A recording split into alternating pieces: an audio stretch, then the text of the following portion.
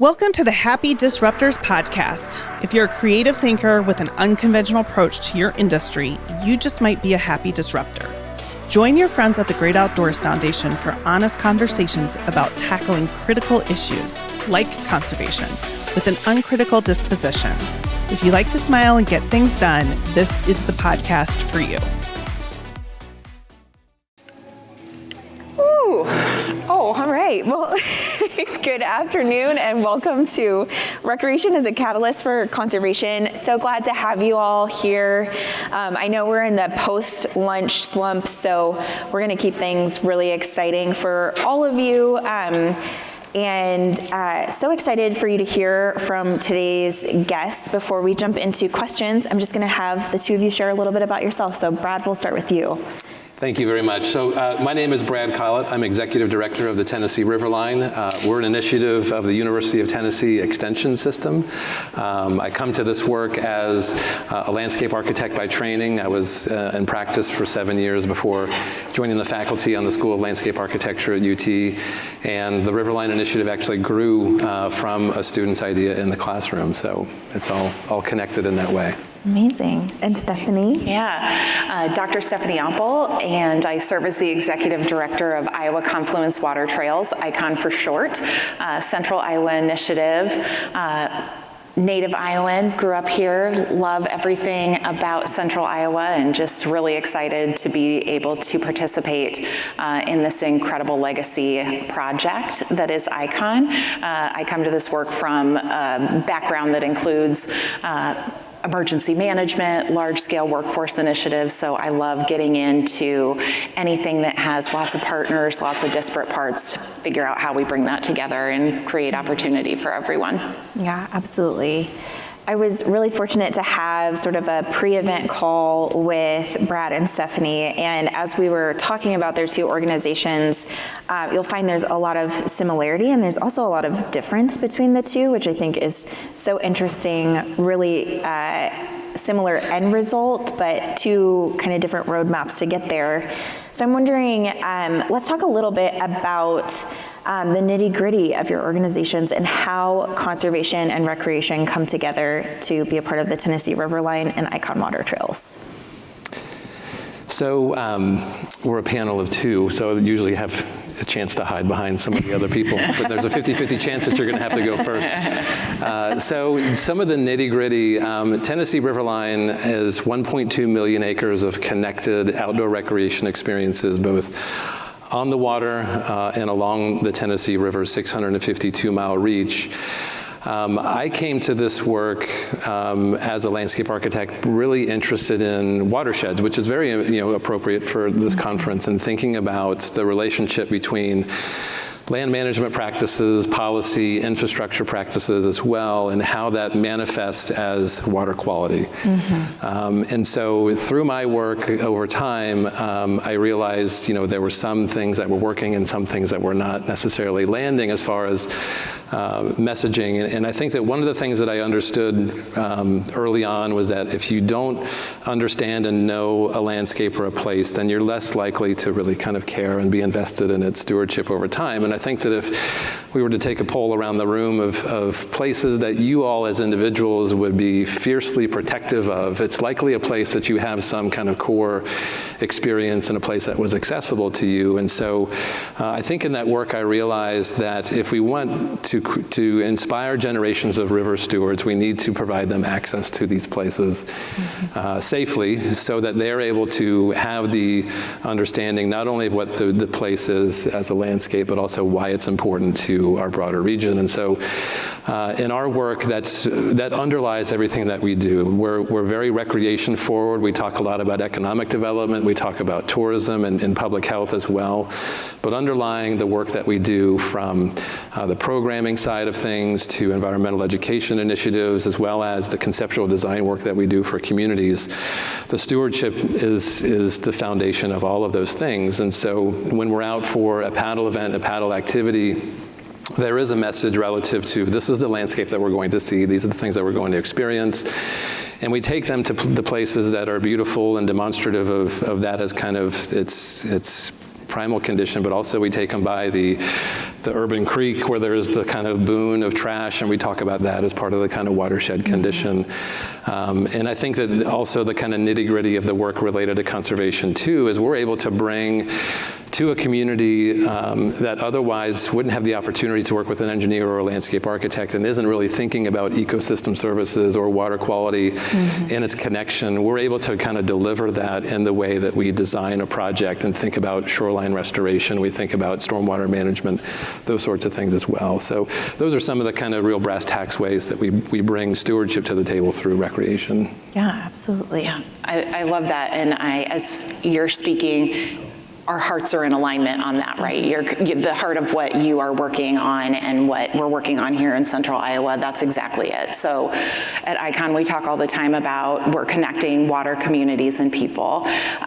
For us, and I came to this work after that conceptual framework was put together and a lot of initial fundraising was done, so I get the easy job of implementing. But yeah, with the chuckle. Easy job, right? But this was put together and it comes out of a belief that crosses all of the industries and all of the segments of our community that we are better together and that we to the extent possible and beyond what we see in a lot of places, I think, nationally, we operate as a region and we think about what is best for our region and what we need to continue to grow, expand, deliver the best quality of life, and that is so many things. So ICON's really focused around 5 core principles and core values: safety, economic development, access to recreation, tourism, which one am I not saying? So all of those things, though, you can't separate those components. Everything is interwoven and is connected. So when we think about conservation, we very similarly are using recreation as a catalyst for that. We're creating those opportunities. It speaks to me when we talk about, those places that you cherish and those memories and those times that are meaningful to you in a space, whether it's a place you visit or a place you call home. That really is defining of what a community is to you, is having those experiences. And so we want to create those opportunities because they become catalysts for advocacy. At the same time, we're investing really directly in conservation via recreation. So we have about $100 million worth of infrastructure projects that are under construction right now, with more to come in the future. But there's a number that we use where we have been able to identify about $47 million of that investment is tied directly to safety and conservation. But we can't disaggregate that. That is all together because these processes don't just hit one thing. So I could go on and on, but it's all interconnected. It's all about creating that opportunity for people to find connection for themselves and with one another. Yeah, most definitely. And I love with both of your stories and organizations, there's this two-pronged approach that brings both the physical infrastructure, and we can talk a little bit about that and the cool work that you guys are doing on the land, around the water, and in the water itself, but then also these programmatic elements, which I know play various roles in developing that conservation ethic. So I wonder, without nerding out too much, though it is amazing, we've got all sorts of green infrastructure that is really improving the overall health of the waterways that you all are a part of. What does that look like practically? Like, what are some of those improvements? Yeah. I'll take the. Go ahead. Yeah, Stephanie will. So, one thing that we're doing that is that's programmatic and is an opportunity from a practical sense. So we have a program, an on-water maintenance and safety program, and we have a coordinator in our office, Cole Miller. He is a gem, the absolute best, and he works across our region to identify issues in the watershed. So is it a downed tree that is creating an obstacle for people to be able to pass and enjoy that? What he does does with that program is he also then looks at opportunities to be able to incorporate conservation best practices. Last year, it was great. He took an opportunity partnering with the Iowa Department of Natural Resources, and they did a demonstration activity. So they went out, instead of chopping up a tree and sending it downriver to remove that obstacle, they took that and they used some practices from the DNR's conservation toolkit, and they embedded that into the stream bank to help stabilize that stretch of shoreline.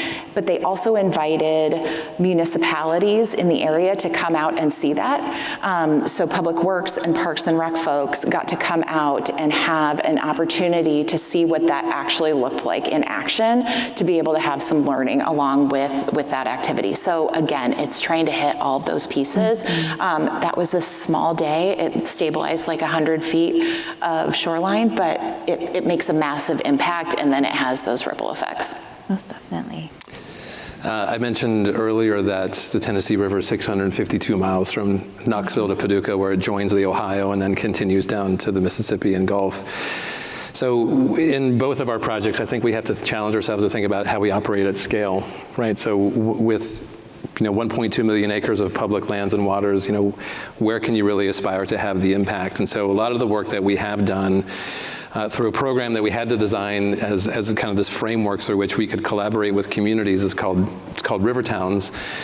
And it sets this kind of incremental process through which we can first understand within a community what is the conversation that they're having today about what are the unique challenges and aspirations that they have. Where do they want to go in the future relative to really rethinking their relationship with this river that's such a great resource but is so underutilized and difficult to access for many people. And so through those conversations we learn about things that are very kind of localized.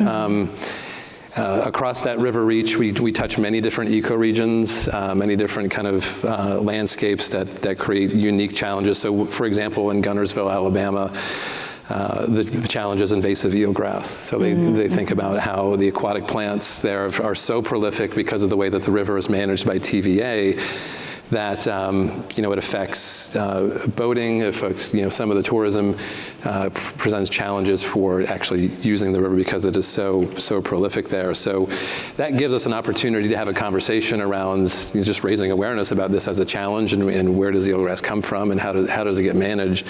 We as an organization don't take on the eelgrass problem ourselves, but again, through the programming that has touched 30,000 people in the last 5 years, whether it's Guntersville or Paducah or Knoxville or many communities in between, there are these conversations that are happening around local conservation issues that otherwise wouldn't be happening. And I think that that's something that we're really focused on and really proud of. Our team of professionals that delivers the River Towns program takes that responsibility very seriously. So that's kind of on the environmental education and programming side, but on the infrastructure side with our planning and design team, a common challenge that we face across the entire river's reach is shoreline erosion, and that's certainly something that's not unique to our river. It's a natural process. We're admittedly working against something that's will keep occurring regardless of what we do, but when you put property lines on things, people get protective of losing acres and that sort of thing as well. So shoreline erosion is a common challenge, but the common solution is we're just going to pile a bunch of limestone riprap on the bank and call it a day.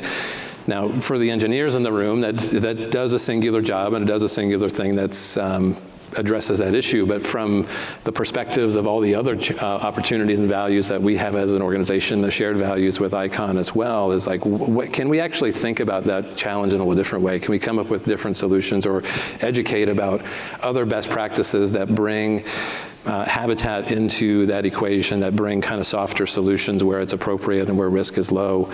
And so we, again, have that opportunity to bring those into the infrastructure projects as well, whether it's something that we're doing one-on-one as a kind of design consultation relationship with the River Towns communities, or we're actually in the process of completing a set of planning and design guidelines that will be focused on the Tennessee River, but will be applicable, I think, to rivers across the country, that offers kind of a catalog of ideas relative to river access, shoreline protection, campground, those types of amenities that are the common kit of parts that make water trails and these types of recreation spaces work. Mm-hmm. Yeah, absolutely.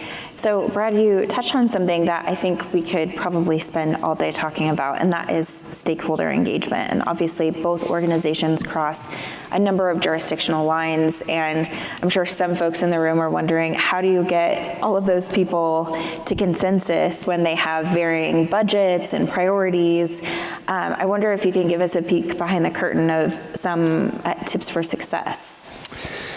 I think the first tip for success is acknowledging that consensus is difficult, if not possible, to achieve, right? I think that what we've been able to do has been successful because of the kind of breadth of what the vision is. The vision is 1.2 million acres of connected outdoor recreation experiences. Now, how that manifests in different places will vary depending on what are the priorities and opportunities in those communities. And so I think by casting that largest net that is inclusive and that allows for different stakeholders to kind of see themselves in that work has allowed us to be successful in that way. That said, we have to operate as an organization. We have to be functional financially as well as kind of from the mission standpoint. And finding those mission-driven core partners that are kind of with you through it all has been essential to our success. And so Tennessee Valley Authority, I don't know if anyone is familiar with TVA, is an essential partner of ours. They essentially fulfill many of the roles that the Army Corps of Engineers fills across the rest of the country, but in the 30s was established as a special economic development and navigation and energy production agency in the Valley. So our missions are so closely connected that they see us almost as an extension of their work. University of Tennessee certainly sees the value in delivering the land grant mission through the project as well. And I think both of those as kind of apex partners, if you will, in the region gives us the credibility to then be able to take the kind of next steps with other stakeholders that we've taken a very organic approach to engaging with. We haven't actively tried to sell or convince a partner to come on board. It's just been very circumstantial as we work on a project that will make sense for us to be involved with this next group as well. So I think those are some of the things that have been a part of our success, the inclusivity as well as the kind of core partners that are well recognized and appreciated throughout the region. Yeah, I completely agree with that, that we're seeing so much of that as well. So looks a little bit different in terms of the partnerships, but that sentiment is exactly the same. ICON was started by bringing 5 or 6 different groups together and getting people in a room to say, what are our priorities? What is the highest level of need and greatest opportunity? And how do we take action? And then, we identified very early on who were some champions in the community that had that credibility, had that trust, had a reputation for delivering successful projects in a really thoughtful way, and how do we invite those people in to be champions for this work. And I think invitation is a really big word when I think about these things, because people want to be asked to help, right? They want to be asked to bring their time and talent and treasures to this work because it's really stinking fun. I can't believe this is what I get to do on a daily basis and that I get to walk around and share this work. It's incredibly meaningful. And so when you have some of those kind of champions that help advocate for it, that goes so far. As far as creating consensus, I think it's, all of those things that we hear about communication ring true in this work too, right? You need to have really strong core values. You need to make sure that you're in alignment with those values. You need to develop channels and processes that can get that information out to people, that people can see themselves in it. ICON is really significant infrastructure. Even if we think about one of our projects that's right at the confluence, I know you had a chance to walk down there, and it's a large footprint. It looks like a big project when you stand on the bridge 150 yards away. And one of my favorite things is to take people, stand on the bridge, talk about it a little bit, and then take them down into the site. And until you walk down into that location, you do not understand the magnitude of what is happening. But once you have that experience and see the magnitude of what's going on, people just, it opens their eyes to how big of an idea and a concept this whole initiative is, and it can be incredibly inspiring. So I think creating those meaningful opportunities, inviting people in and then giving them something meaningful to connect to has been really, really important. And then, you know, how we get it done, that's the detail, right? Like, that's the, we can figure out how to get anything done. It's the, like, do you believe what we believe, that this is going to be impactful? And do you want to come along, and how do we get you there? I think to follow up on that, and something you said earlier as well, with regards to, again, attracting stakeholders, when you're standing over that Confluence Park, depending on who you're with, you can talk about that as an economic development project, right? So you can frame the way you're speaking about this recreation infrastructure as part of the outdoor economy, like, so $6 billion in Iowa. Depending on who you're talking to, you can talk about it as a public health project, right? So these are active lifestyles. These are affecting, you know, the way people make choices that could affect chronic diseases, or you can talk about it as a conservation project, right? So we have to be thinking about, you know, recreation, I feel like sometimes gets dismissed as this kind of pleasure hobby sort of thing, but it's like, it's a massive part of our lifestyle. It's a massive part of our economy, and it's a massive part of our landscape as well. And we have to kind of own that and be able to speak to it in those ways. Yeah, and give people the tools to be able to do that, right? One of the things that we worked on 18 months, 24 months ago was making sure that we had really clear talking points for our board, so that they could, you know, they're busy people. They've got, you know, we've got mayors and CEOs and all of these folks, and we wanted to make sure, like, whoever they're sitting down with and having a conversation, whether it's a council member and they're talking to a constituent, it's an economic developer that's talking about a business that can come to town, that they understand, like, what those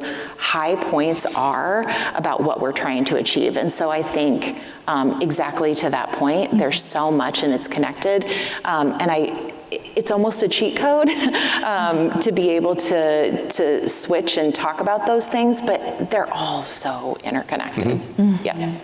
Yeah, and I would think sort of a next logical step, once you have built that support base, is thinking about funding, right? And when you bring up adjusting the narrative and sort of the angle in which you are speaking about the project, the sort of nimbleness and the flexibility of the project to complete a lot of different outcomes for various funders, whether it's public or private, it seems like that has allowed both of you to be highly effective in sort of this fundraising area. Do you want to talk a little bit about what it takes to not just fund the project to get it in the ground, but then funding long-term and that sustainable business model? Yeah, so I'll talk about it from a couple different angles. One is the kind of organizational funding, which is existential, right, to our work. I think that's one of the things that is a challenging part of the funding landscape as it changes over time from administration to administration, and how the kind of other actors within the funding place kind of align and adjust behind it. But what has been really important for us is the kind of proof of concept, right? So we've been able to be successful in the trajectory that we're headed towards now because of the early vision and investment that we've benefited from the university as well as from TVA, right? So they saw the alignment right away, and they're like, we're willing to kind of put in some of the seed money to help make this work. And that continues to be the foundation of our operational funding, but it has given us the opportunity to say, see what we've been able to do with these resources. We've been able to leverage, you know, the investment of these in order to appreciate and get the credibility that we need to go after the big grants, or to be visible for the corporate philanthropy and that sort of thing as well. And so I feel like one of the great benefits of Riverline as an initiative is the organization itself. We're bringing capacity to communities that otherwise wouldn't have it. And so we're talking about it in those terms, and we're fundraising in those terms as well, which has then allowed us to, now in our 5th year as kind of a public initiative, become in a position where we have the plans in place, we have the relationships in place, where we're able to now start to make a move into the infrastructure space, which has, again, been built on the momentum and the foundation that the students and the interns and myself working nights and weekends and TVA support and all the kind of trajectory of the startup, if you will, within the university, to now being an initiative with a staff of 14 people supporting this work across the region in attracting not $100 million, we're up to $11 million, which is impressive in infrastructure, and that again is just the beginning. We're still, by all definitions, a new project. Yeah. I love the parallels too. We're celebrating our 5th anniversary as an organization this summer as well. So it's just so fun every time. When we got on a planning call and we were talking, it was like we could just sit here and talk to each other about all these things for so long. It's really fun to see those parallels and alignment. One of the things from a funding perspective too, we've got a really interesting governance structure. So we have communities that invest in ICON. There is funding that comes in, then that goes back out as benefit. That's kind of separated from the capital investments that we are making in these whitewater parks and their component parks as well. And so it's been really interesting to see like how we get just like this aspect done or that aspect done, and again, it's what resonates. From a kind of an operational perspective too, we're just always trying to give more than we're getting from anybody that we're partnering with. We want them to have a great experience, and we're trying to figure out what are those pressure points that they have. So we bring our local partners, anybody who's in Parks and Rec, Public Works, Communications, we bring them together twice a year and have a meeting and talk about kind of all the high level things. And what I always say to them is, we know this is 1% of your job, if that, but it's 100% of what we do. So let us make this easier for you and more valuable for you, and then creating those opportunities. So we're doing work in the watershed. We know also that public art is something that's really important in Central Iowa. We've got a world-class sculpture park right in the center of town. So we partnered with the local arts regional entity. And so we have a joint grant opportunity. We have a funder who was really thoughtful in creating an endowment that we can make grants off of each cycle to be able to support things. So we're really trying to deploy those resources in a thoughtful way, and as we do that, then that builds momentum to bring more opportunity, more resources to the table to be able to then just keep it going. Yeah, most definitely. So I want to talk a little bit about, the topic of today is recreation as a catalyst for conservation, and one thing that conservation has historically been is inaccessible, right? It has very niche language. It's been sort of separated from the general public, and I really think recreation has been a bridge for those who have maybe not historically been involved with conservation.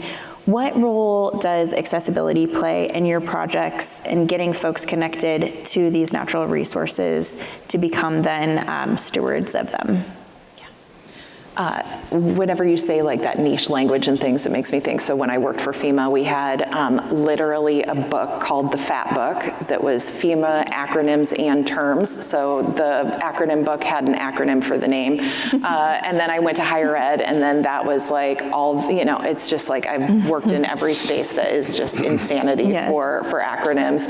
And that's one thing that I really like to be able to do, is to make that to simplify that and to create opportunity. And again, I use that word invitation. It's all about making people feel welcome and feel included in this. So one of the things that we have done to make people feel connected to this is to create, different committees and different working groups.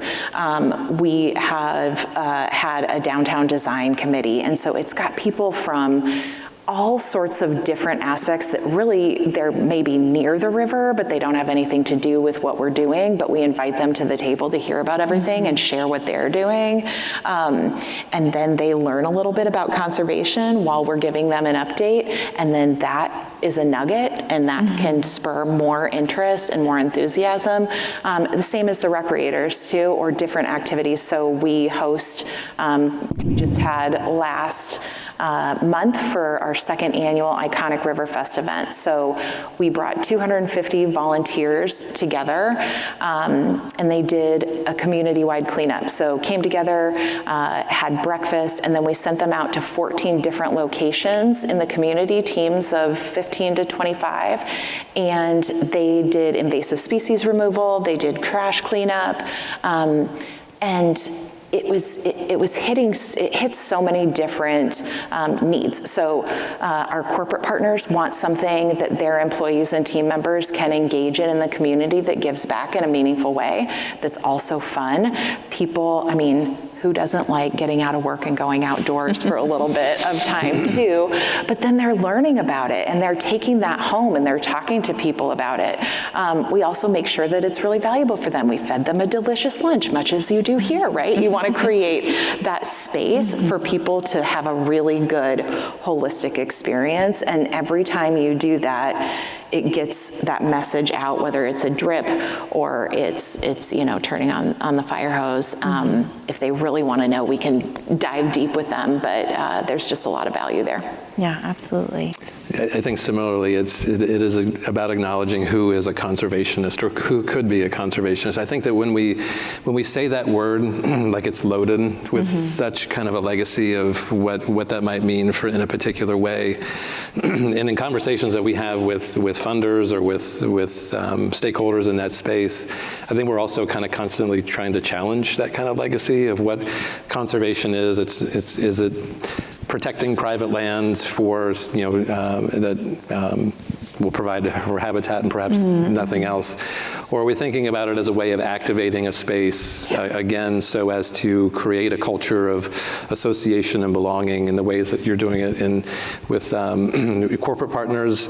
We do a lot of our work through the River Towns program with our local leadership teams. So each community participating in River Towns establishes a group of, in many cases, they are elected professionals. They're people that are in the recreation space, but in many cases, they're not. Many cases, they're just invested citizens that want to do something for the future of their community as well. And so they play an important role in helping kind of the larger kind of stewardship, I don't want to call it an agenda, but program opportunities that we provide as an infrastructure centrally, and the partners that we can connect them to, whether it's U.S. Fish and Wildlife or the state agencies or TVA biologists or local museums or the kind of network that is established. And then the community partners are able to kind of activate them through, again, cleanups or an interpretive hike that talks about the kind of importance and the legacy of a place, or a lot of different ways that stewardship element can manifest beyond the kind of tradition of capital C conservation that we, I think, so often get kind of stuck behind. Yeah, that's a really interesting perspective, having a more expansive definition of what it really means to be a conservationist. I love that. We like the term creative conservationist around here. So Stephanie and Brad, all of the communities that you're working with have challenges that they're facing every single day, whether it is, the services that they're providing to their residents, increasing tax pressures. How are you communicating and engaging with them and conveying the significance of these projects? And what are some of the maybe hidden benefits that recreation is addressing in the communities that may not be recognizable at the surface level? Yeah, I like what you said earlier about, with the partners that we work with, this is, like you said, a very small kind of part of what they may be invested in on a day-to-day basis. But for us, it's why we exist. And so we have to first, acknowledge that. I think that one of the things that we do, and it sounds like you all are doing successfully as well with your board and with others, is creating kind of the larger narrative of, again, recreation as conservation, recreation as economic development, recreation as health, and we're able to kind of aggregate the kind of resources nationally or regionally that are available that quantify that and that resonate with decision makers who our community partners are going to be engaging with and advocating to as well. I think that the other thing that we're have always done, but are really trying to optimize now, is how are we measuring the impact of our own work, and whether it's how many individuals have participated in recreation and stewardship programs over the past 5 years, or how many events have been held, or how many people participated.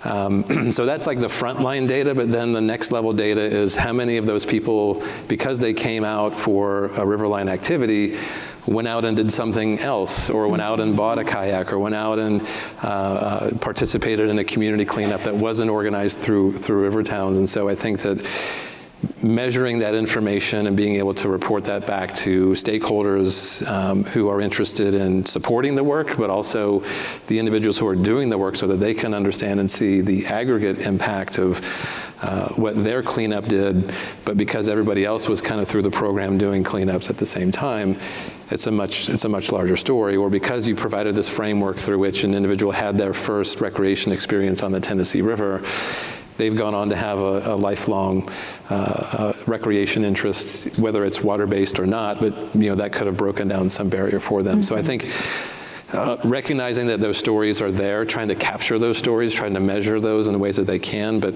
also kind of get the testimonials, if you will, so that they can be shared with others is very important and powerful.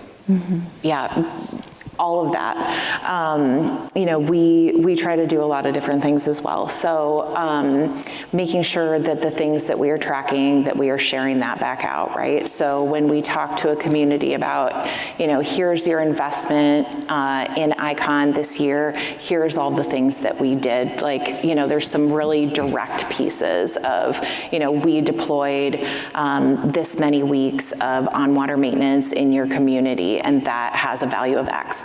So looking at those really, really specific things, but also identifying then how many people came out, what that looks like. Something that was done right as I was coming on to ICON was an economic impact study.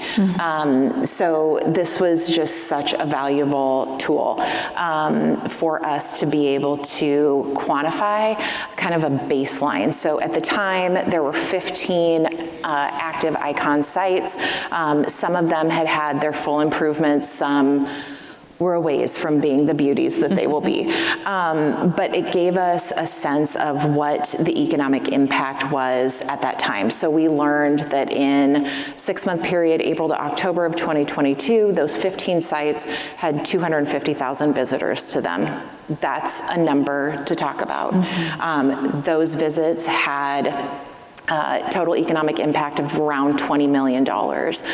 Investing in quality consultants that can provide that sort of data that then you can tell your story has been really meaningful to continuing to advance.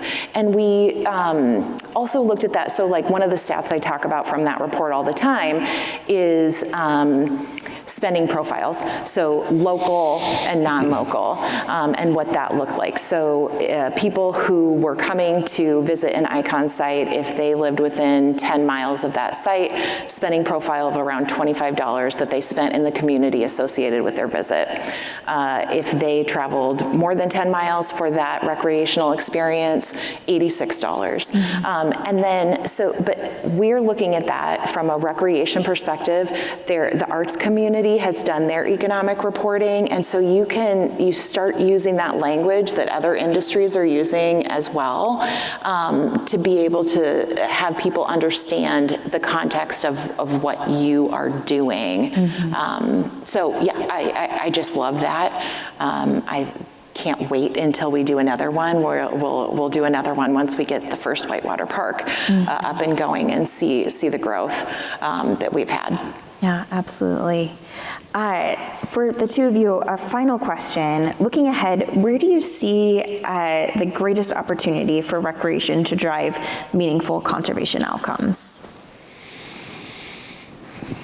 Yeah, I'll take that one first. Sure. I just think, we're talking about stacked benefits. It's stacked and it's multi-layered, right? So echoing what you had said, we're doing youth programming for the first time this summer, and it is, we are going to be doing story time for the preschool set and their families near the rivers.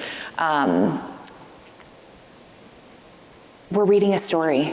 We're not talking, we're not doing little preschool lessons on conservation. We're reading a story, but we're bringing them down to that location, a place maybe they've never visited before, and they have this great experience as a little person in our community that then they can build on that, or their family might come experience that. So I think that those one activity, one family, one person, those things I'm incredibly excited for. And I think that helps people develop that conservation mindset by having that great experience. And we might be reading a story about why it's important to care about the water too. So there's a little bit, going on. And then we give them those books to take home so that they can read them again and again and again. So everything from that to, creating these massive projects with so many people involved, like our Principal Point project. There is the amount of funders in that project. I mean, hundreds of funders came together to fund that project, and stakeholders and everything. When you have a community see something achieved that is that complex, it's motivating to continue tackling these issues. And so while that is conservation, it's so many other issues, but I think it sets the stage for future collaboration, and that's what I'm so excited about. Yeah, I think I love the kind of individual stories, and I think that as we all kind of chase the big numbers, I think that those individual touch points and the anecdotes about how that cleanup affected that person and what they then did is so important to not get lost in that overall aspiration.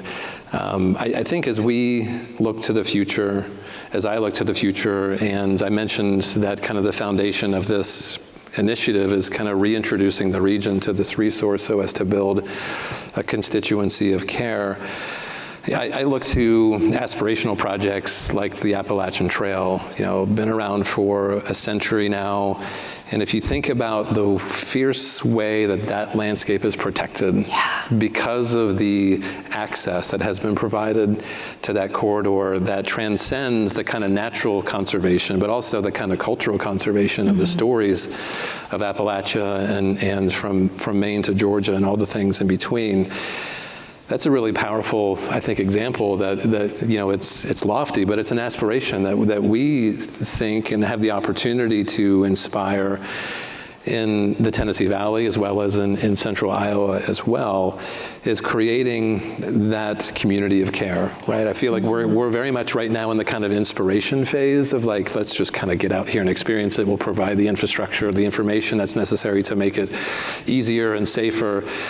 But the next chapter that I don't know that we've really contemplated or have fully figured out is how do we then empower that constituency with the tools to advocate in ways that are responsible and productive, but also are protective of the place that they've come to experience and love and know, again, because of recreation access. Absolutely. Well, thank you both so much for your time. I've got a surprise for everyone in the room. There are ice cream sandwiches waiting for you downstairs, so we're actually going to close a few minutes early, but let's give our panelists a round of applause. Thank you so much for your time. Thank you. Thank you. Yeah. Nicely done.